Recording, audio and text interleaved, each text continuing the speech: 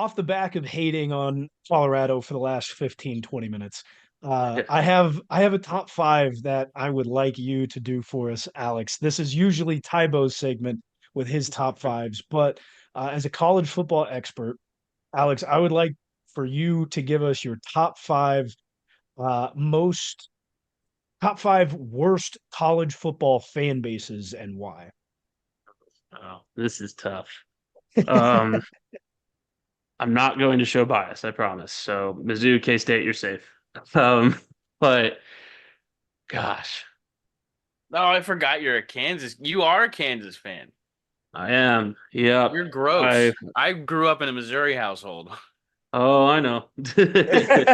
I I went to KU, born and raised Jayhawk, so just Ugh. we may not have had very good football, but darn it, we had good basketball. That being said, five worst fan bases. I think number five, you definitely have to go with a program that has a lot of bandwagoners, that has a lot of toxicity. The Michigan, no, no, no. I want to say Michigan, actually. I want to go with Alabama instead at number five because Alabama does have that bandwagon aspect. They have the skills to pay the bills though, and they have for a long time. So they've had, a lot of fans since the Bear Bryant days. They're consistently good programs, so I understand why they have as many bandwagon fans as they do. But you cheer for Alabama, you're basically cheering for the 2000 through 2010 Patriots. I mean, you're cheering for a team that is going to win, that you're not going to go through heartache for, that you're not going to go through, that pressure that makes those diamonds.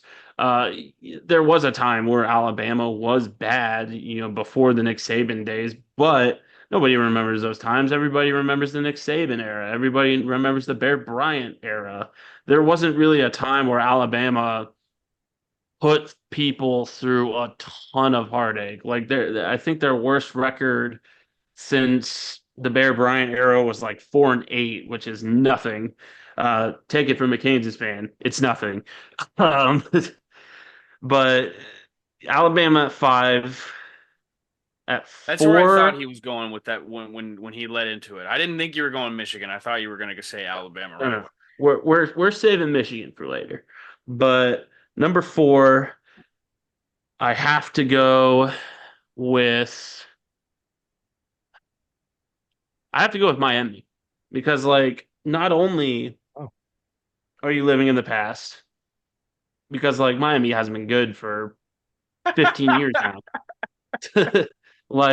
Not only are you living in the past, oh, that 2000 Miami team was amazing. Da, da, da, da. It You don't show up for the current team, which is why that current team is so bad. That and you hire Mario Cristobal, but you don't show up for your team. You're too busy living in the past, and you're a city university. I mean, I don't like Miami fans. I think they're I can obnoxious. I tell. think they live in the past, Hey, as but I that said. but that Miami team, arguably greatest college football team of all time. Oh, seriously. Yeah. I mean, just unbelievable.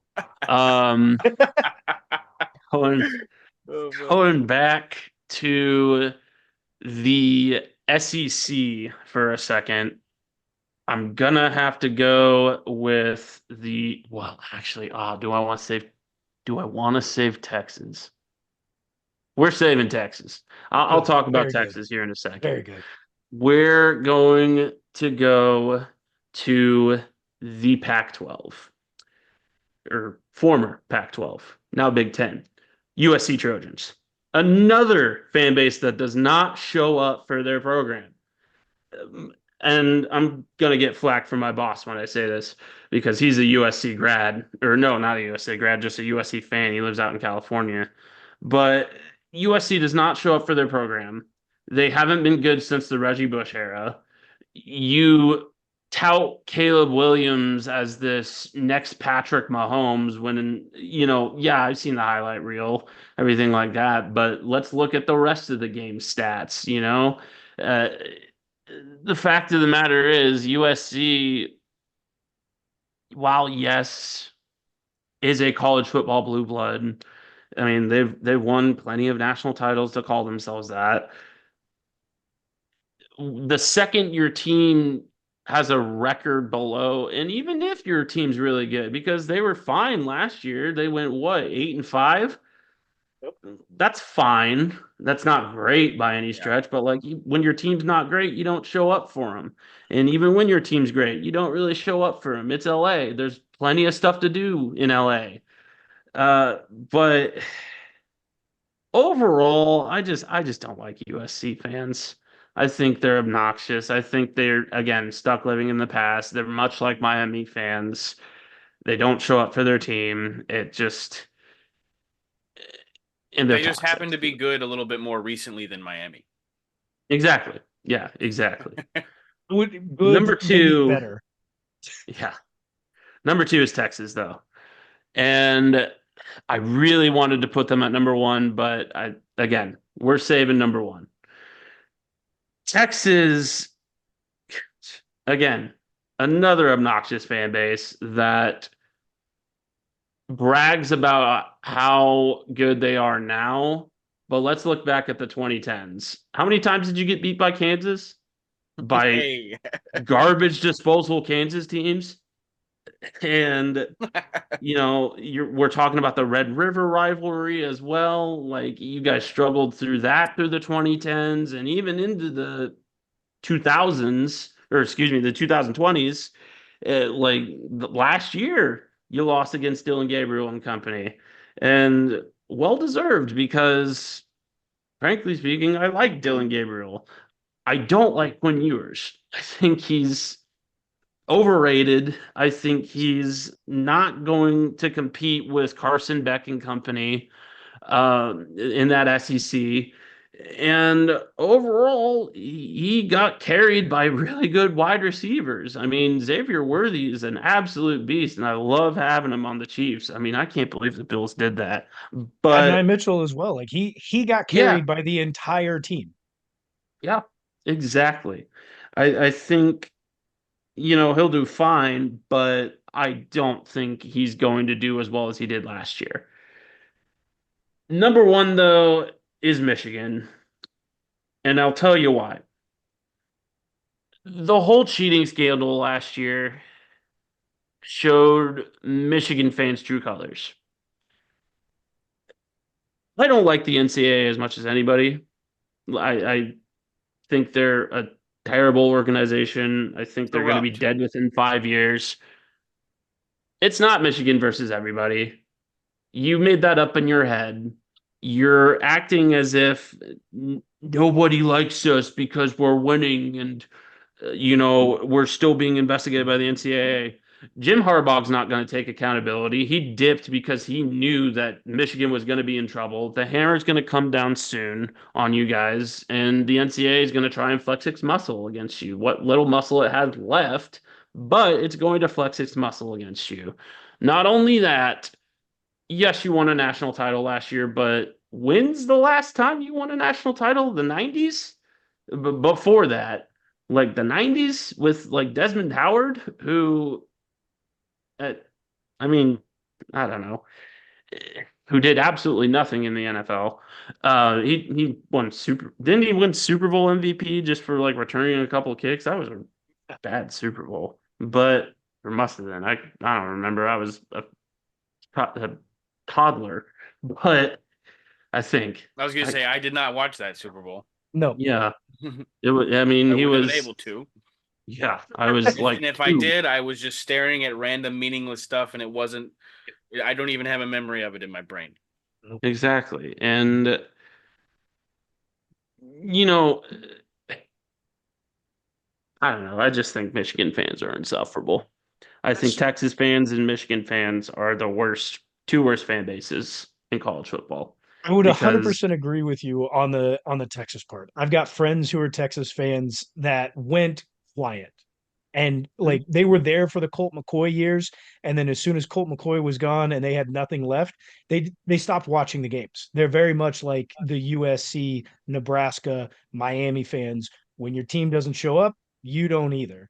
And the Texas fan, and now that they did one thing last year for the first time in 2 decades, since Mac Brown decided to leave you and go to a bum ass school in the ACC, like you've done nothing, and you finally have come back and think you're hot shit when I don't think Arch Manning is going to pan out to really be anything in Texas either. I am very surprised that you put Michigan so highly just because of like, yes, the last couple seasons they've been super insufferable, but like you said, they haven't been in any conversation pre, 2017 ish. Yeah. And so I personally haven't been hearing much from the fan base. So yeah, they've been insufferable as of recent, but prior to that, I'm very surprised that you put them at number one or even in the top five, just because it's only been recent and it's not like a necessarily a historical obnoxiousness from a fan base. Right. Maybe that was recency bias for sure. And like I work with a couple of Michigan fans at College Football Dogs that are just so gung ho about this whole Michigan versus everybody thing. And it's gotten so old. And one of them talks so much crap on the Big 12. And I'm just like, listen, number one, the Big 12 is growing faster than any conference. Brett Yormark is a proactive and progressive conference commissioner, and he's going to have the Big 12 in that conversation as kind of that third power conference when all is said and done. Because, I mean, the ACC is crumbling at the seams, but he acts like the Big 12 is like the glorified AAC. I mean, the glorified American Athletic. Like he's just like, oh, they're a bunch of nobody teams that can't compete. Blah blah blah. I don't know. Maybe that's why. So you kept the hometown bias out of it, but you definitely have your own personal biases. I like it. Definitely.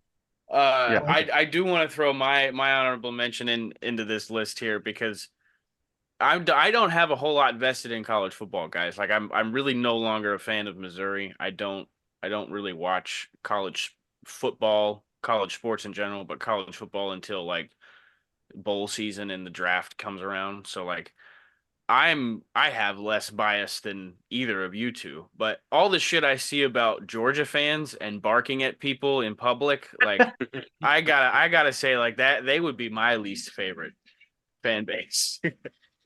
They're pretty obnoxious. I mean, again, recency and whatnot with their whole DUI situation and their player conduct. It's funny to me because like there are a lot of people out there that are defending DUIs, and I didn't realize that was a defensible act. That's the And I'm South for like, you. That is the South.